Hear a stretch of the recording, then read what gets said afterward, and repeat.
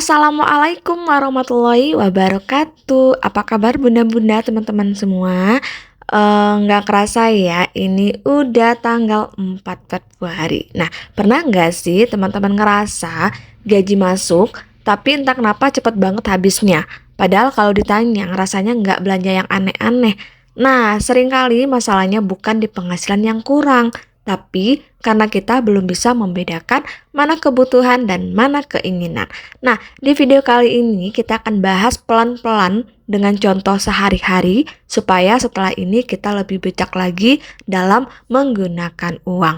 Nah, namun sebelumnya jangan lupa di subscribe, like, dan follow dulu video saya ini agar teman-teman nggak gagal paham. Oke, kita langsung aja check it out. Nah, jadi sebelum kita bahas, kenapa penting banget? Karena kalau kebutuhan dan keinginan ini kita campur, uang akan habis tanpa kita sadar.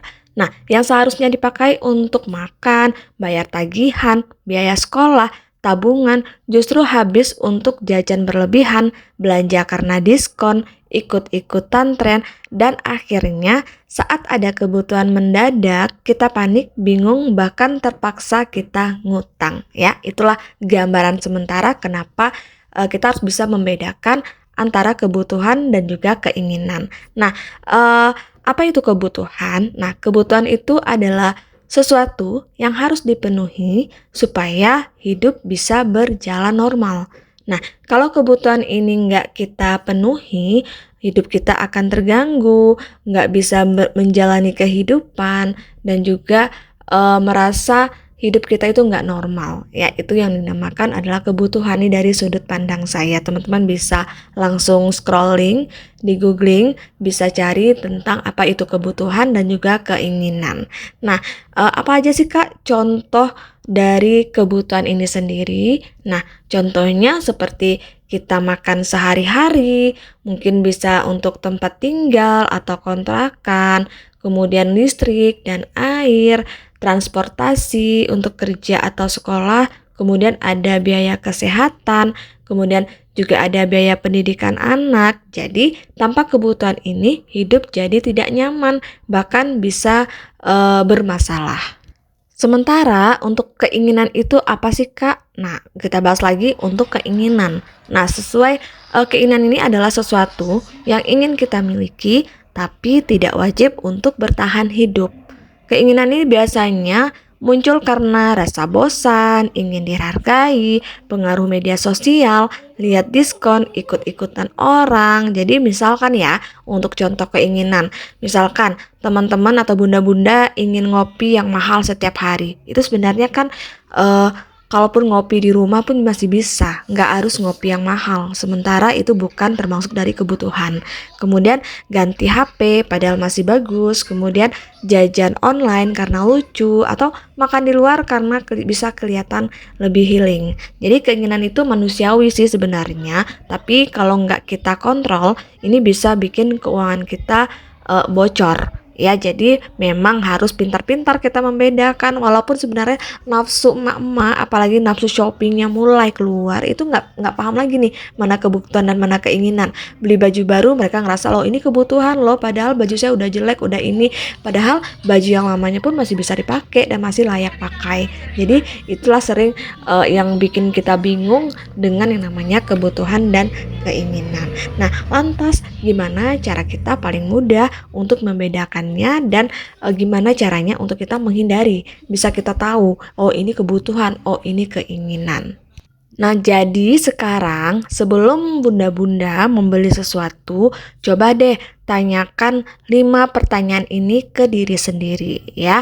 Karena apa? Karena dari situlah kita bisa memahami diri kita, gimana, apa yang harus kita beli, apa yang harusnya nggak kita beli. Nah, misalkan pertanyaannya, kalau kita nggak beli ini, hidup kita apakah terganggu atau enggak? Nah, misalkan kalau teman-teman jawab iya, berarti itu kebutuhan. Tapi kalau tidak, itu keinginan. Nah, untuk pertanyaan kedua, misalkan apakah ini bisa ditunda sampai bulan depan atau enggak? Jadi kalau misalkan ini bisa ditunda, berarti ini keinginan. Nah, ketiga, misalkan apakah ini barang ini serupa atau sama atau ada yang mirip di rumah.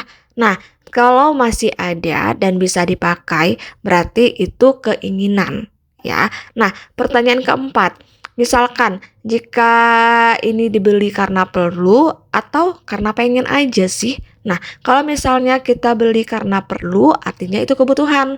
Jadi kalau kita beli hanya karena pengen, itu biasanya keinginan. Nah, yang kelima, nah lebih aman mana beli ini atau nabung? Jadi kalau nabung terasa lebih aman, berarti itu keinginan ya. Itu yang biasa saya lakukan untuk membedakan yang mana keinginan dan yang mana pula kebutuhan. Ya teman-teman ya, ini ada contoh kasus sehari-hari yang bisa teman-teman pedomani. Misalkan makan itu kebutuhan, tapi makan di kafe mahal setiap hari itu keinginan.